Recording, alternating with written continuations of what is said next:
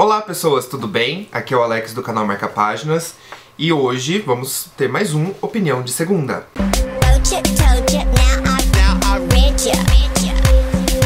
Semana passada eu gravei um vídeo falando sobre como estavam as aulas de alemão, mas na verdade eu tinha gravado um vídeo bem maior falando também das outras disciplinas e optei por cortar para não ficar um vídeo muito grande como eu costumo fazer aqui. Então hoje eu vou falar sobre as demais disciplinas, tá bom? Eu vou começar com Literatura Brasileira 1. Eu tô tendo aula com a professora Simone Ruffinoni, eu nunca sei falar o sobrenome dela. E essa primeira disciplina de literatura brasileira é sobre a primeira fase do modernismo. Uma coisa interessante que eu acho dizer pra vocês que querem fazer letras lá na USP, é o seguinte, que cada professor, vamos arrumar o foco, cada professor meio que adota um autor preferido pra abordar nas aulas de literatura brasileira. Eu sei que tem alguns que falam bastante do Manuel Bandeira, outros do Mário de Andrade, outro do Oswald de Andrade, por aí vai. Mas o que é interessante é assim, todos eles meio que tem uma ementa em comum, que óbvio, é a primeira fase do modernismo, mas cada professor tem essa liberdade de escolher o que eles querem tratar com mais ênfase. A Simone tá tratando com muito mais ênfase o Mário de Andrade, e essa daqui é a leitura obrigatória para esse semestre, Macunaíma do Mário de Andrade, obviamente. Eu lembro que no primeiro dia de aula ela falou, se vocês não conseguirem ler nada, leiam pelo menos o Macunaíma. Eu até tô atrasado na releitura, mas dessa semana agora, depois do dia 1º de maio, a gente já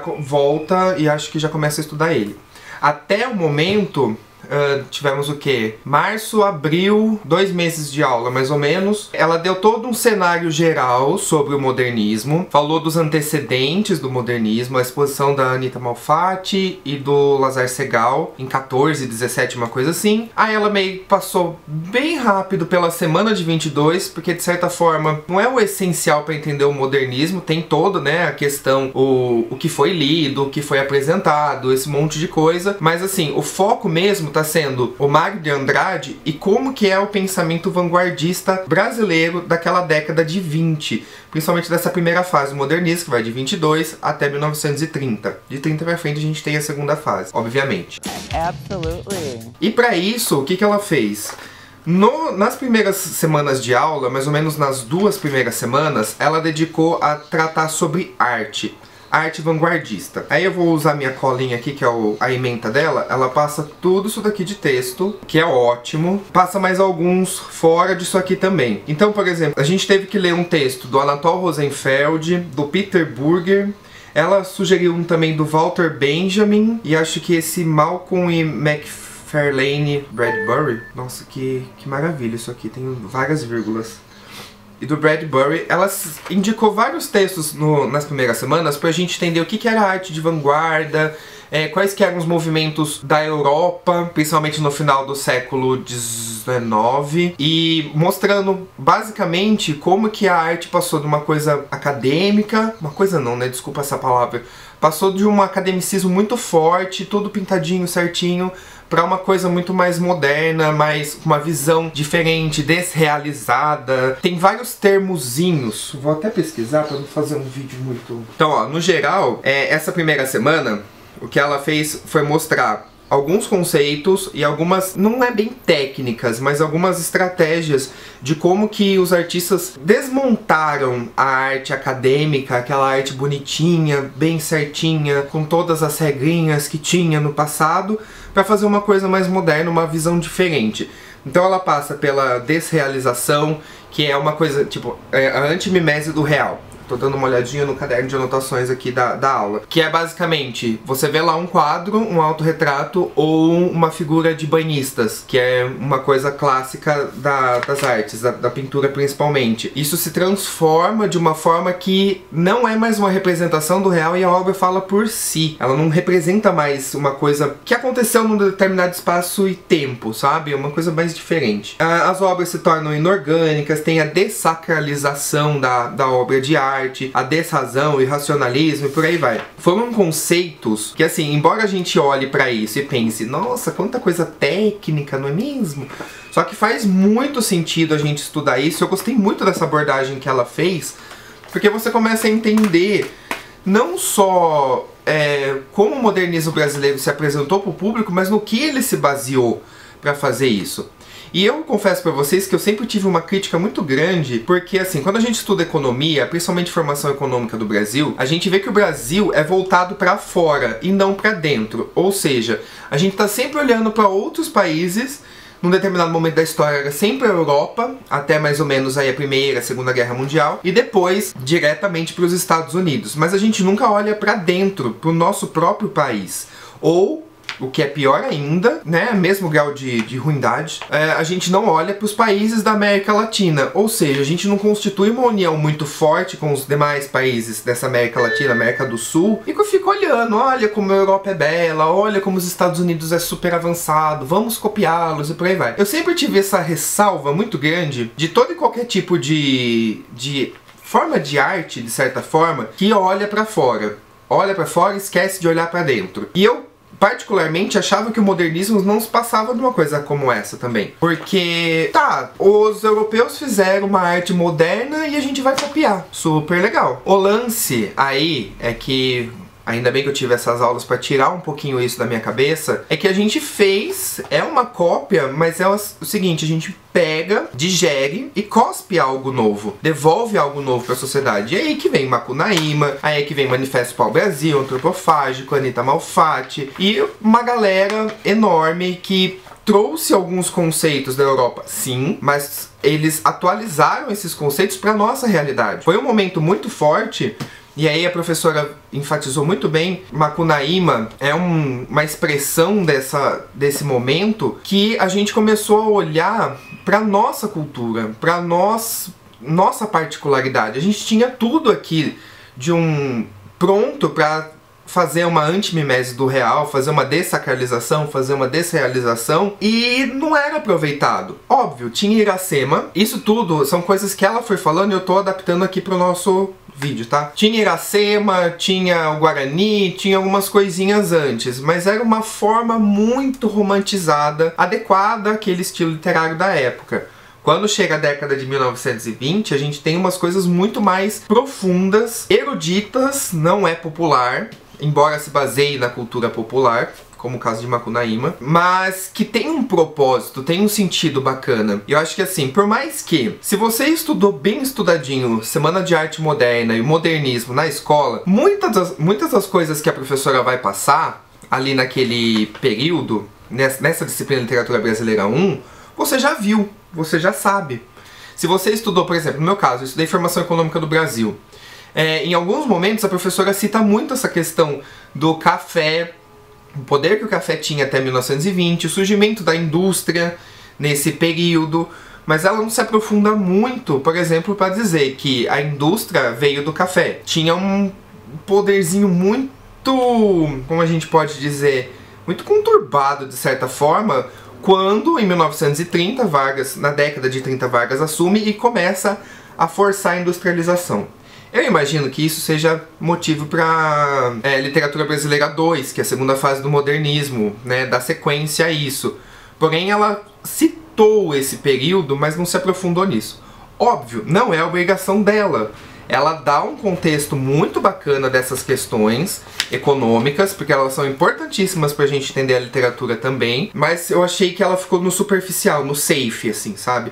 Vou remar aqui no comecinho da praia pra não pegar aquela onda muito forte. Até porque, né, demandaria muito mais tempo e o tempo dela é contadíssimo. Então, ó, por exemplo, só pra aprofundar um pouquinho mais nessa Literatura Brasileira 1, que eu tô gostando bastante até, com algumas ressalvas, ela já nos deu uma análise do Manifesto do Pau-Brasil. Isso daqui foi uma coisa que ela deu em aula, que são só alguns trechos do manifesto pra gente analisar. Deu também algumas poesias do Oswald de Andrade, o manifesto é dele também, tá? Do Pero Vaz de Caminha, que é uma poesia do Oswald de Andrade, uma colagem feita a partir da carta do Pero Álvares de Caminha. Também nos passou o Manifesto Antropófago, também do Oswald de Andrade, só pra gente analisar alguns pontos. Isso daqui foi bacana porque ela dedicou um tempinho das aulas dela justamente para analisar o que era um manifesto, como que ele se constitui, quais eram as ideias principais de cada autor. E também, óbvio, nos passou sobre o Mário de Andrade. Um trecho do prefácio interessantíssimo e duas poesias do Paulicéia Desvairada. porque agora a gente vai entrar com mais detalhes em Macunaíma. Então logo mais teremos vídeo do Macunaíma, daí não vai ser única e exclusivamente minha opinião, eu tô relendo ele. Eu lembro que eu gostei muito da primeira vez que eu li, mas faz muito tempo. E agora estou lendo com essas orientações, sabendo desse monte de coisa que envolve Mário de Andrade, envolve o modernismo brasileiro. Então eu vou trazer uma coisa bem bacana. Tô pensando também em fazer um vídeo sobre literatura brasileira, para resumir isso tudo que eu tô aprendendo e ajudar quem porventura precisa estudar esse tema. Se vocês quiserem, me avisem.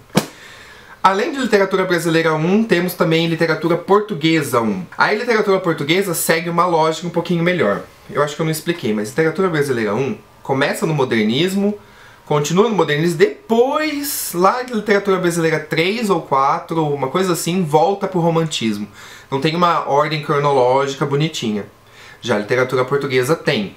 Então a gente começa com os Trovadores e vai fechar o curso com Camões. Eu achei essa obra aqui lindíssima, minha queridinha do momento, no sebo Bela Sintra. Eu vou aproveitar e fazer propaganda pra eles, tá? Porque eles foram uns amores quando eu e a Mi fomos lá procurar. Vamos colocar aqui pra vocês poderem ver, dar um print na tela se vocês quiserem ir lá. Fica na Bela Sintra 692. É um daqueles sebos que era uma casa antiga e tem livro pra tudo quanto é canto. O melhor tipo de sebo ever. É muito bom. E eu achei um livro que ele era tão antigo que ele vinha com as páginas coladas aqui. E o pessoal do sebo teve a paciência e a generosidade de explicar pra mim que antigamente os livros não saíam assim, bonitinho da gráfica. Eles saíam com as páginas todas coladas e era o leitor que tinha que ir lá com daquelas faquinhas de abrir carta, sabe? Abrir aqui pra poder ler. Como eu precisava de um livro pra ler e não pra guardar, e não tinha muito dinheiro, eu resolvi comprar esse daqui, que a mulher do sebo foi lá no estoque procurar pra mim e fez um preço super justo. Porque ele é... Aqui a capa é maravilhosa, embora esteja um pouquinho estragada. E... óbvio, né, sebo.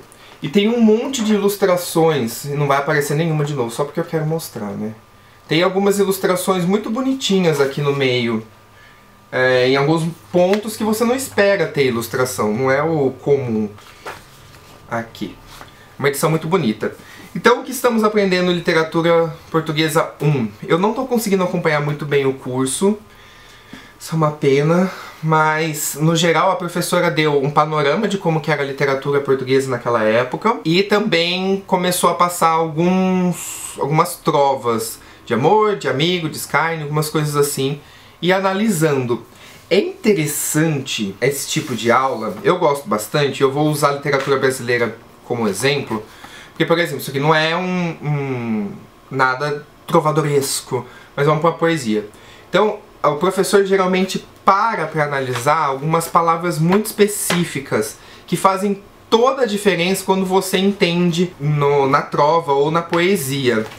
Então, uma das poesias que eu acompanhei a análise da professora foi essa daqui, Cantiga da Garvaia, de Paio Soares Taveiroz. É considerada a primeira cantiga do trovadorismo português, embora exista toda uma discussão sobre o que era, qual foi mesmo as primeiras cantigas. Não foi essa, foram outras na verdade, mas que eram meio que renegadas por ser popular demais. Umas coisinhas assim. Então, ó, só a título de ilustração, essa daqui é a cantiga que eu copiei, mas olha só, vai servir para eu mostrar, porque todos esses negocinhos que eu fiz de roxo são as palavras que ela parou para explicar e que faz todo sentido. Você sabe que, por exemplo, é uma garvaia? Ou então, dalfaia, orvéia. Por que que ele diz Mia Senhor branca e vermelha? São algumas coisinhas assim que, quando a professora para explicar e para dar todo um contexto, você vai pegando muito da cultura da época também, porque, por exemplo, quando o trovador aqui diz Mia, senhor, branca e vermelha, primeiro que você sabe que Mia, você fica sabendo que não existia senhora, não existia a palavra senhora, era tudo senhor. E depois branca e vermelha porque ela era branca de não pegar sol, ou seja, de uma elite muito poderosa de Portugal, e vermelha porque ela tinha bochecha vermelha. São coisinhas assim que, se você ler desatentamente, você não pega. A não ser que você tenha um conhecimento muito mais profundo da poesia portuguesa, por aí vai. Senão, é bom ter essa contextualização. Para finalizar o vídeo, eu me inscrevi também em outras 3 disciplinas. Introdução ao Latim 1, Fonética e Fonologia do Português, que é a FONFON, e Sintaxe do Português 1. Essas 3. E eu acabei cancelando as 3, desistindo delas. Eu fui em 2 aulas de Introdução ao Latim. É uma aula super dinâmica, o professor tinha uma pegadinha um pouco de cursinho, sabe, de fazer musiquinha pra você decorar algumas regras. Tava trabalhando bastante com tradução. Então tinha o texto lá no livro que ele adotou, tinha o texto em latim, com uma série de um vocabulário do lado, com as definições, e ele ia cobrando essas traduções da gente. Eu achei bem bacana essa forma de ensinar a língua. Porque você não vai sair falando latim com todo mundo, então a fala nem sempre é a mais importante, mas ler pode fazer um diferencial bacana na sua carreira daqui pra frente. Porém, como o professor cobra presença e eu tinha faltado muito já, não façam que nem eu, pelo amor de Deus, eu acabei desistindo porque eu já tinha estourado de falta, então eu cancelei a disciplina. E Fonética e Fonologia do Português eram 2 disciplinas de sexta-feira, e como eu percebi que eu precisava estudar bastante o alemão, eu iria precisar estudar bastante o alemão quando eu começasse a trabalhar, eu resolvi trancar essas 2 disciplinas também para eu ter um dia mais tranquilo à noite para poder fazer esses estudos. Então eu fiquei só com literatura brasileira e portuguesa 1 e alemão, língua alemã 1. Então, teve uma menina que foi lá no vídeo do alemão e perguntou: nossa, mas você falou que tem 3 dias de alemão na semana e não tá fazendo nenhuma disciplina, dá pra fazer tudo junto? Amiga, dá, tá? Dá pra fazer sim, e dá pra fazer todas as disciplinas que até eu cancelei. Se você for super organizado, tiver um domínio básico da língua que você escolheu, no caso, e não tiver tanta dificuldade. Eu estou tendo dificuldades com o alemão, então eu resolvi dar uma acalmada e fazer com mais calma nesse primeiro semestre. Embora, né, como eu já disse várias vezes, estou faltando um monte, então isso tá me incomodando muito. Eu não tô conseguindo acompanhar 100%. Mas dá pra fazer tudo sim, tranquilo, de buenas, dá pra estudar só no final de semana, embora a língua, né, o alemão, por exemplo, é bom estudar um pouquinho por dia pra fixar na cabeça. Mas dá pra fazer sim, tá? Então, colega, fica tranquila que dá sim pra fazer tudo de uma vez. Então, gente, é isso. Desculpa não ter colocado todas as informações semana passada, mas estão aí pra vocês hoje, complementando. Se você quiser saber do alemão, aqui no final do vídeo vai ter o cardzinho pra você ir lá assistir sobre como tá o curso de alemão. E se você quiser conhecer mais facetas do curso de letras, na minha visão, lembrando que eu tô colocando a minha opinião sobre o curso. Dá uma olhadinha na lista, tem vários vídeos já que eu fiz ano passado, que é o primeiro ano do ciclo básico, e esse ano também eu fiz pouquíssimos, mas fiz alguns, tá bom? Então é isso, gente. Tchauzinho.